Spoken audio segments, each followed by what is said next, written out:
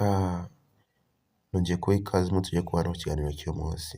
Iyi ni Timbara 50, njyewe ndi Jay Ferry.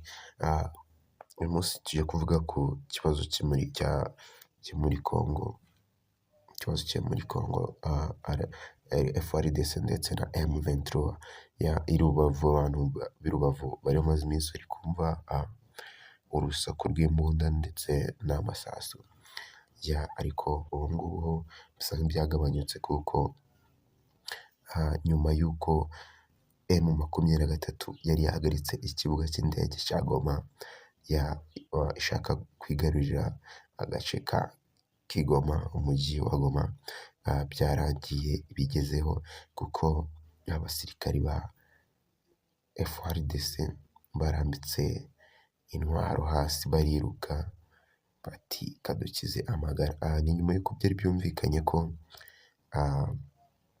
muri Perezida Tshisekedi yafunze ambasade ya Congo mu Rwanda, abakozi bayo bagahita basubira muri Congo byihuse igitaraganya.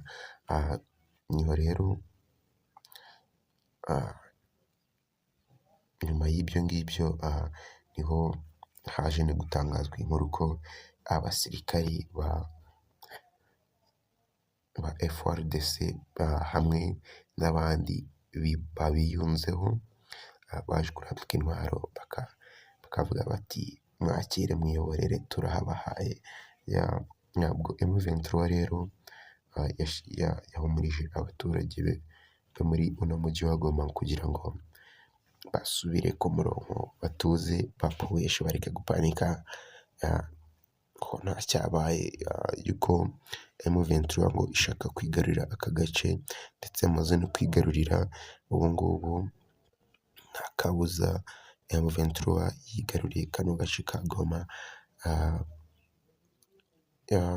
ariko muri iyi mirwano imaze iminsi habigendeyemo inzu imwe y'umuturage yaguyemo gerenade yatewe na FARDC.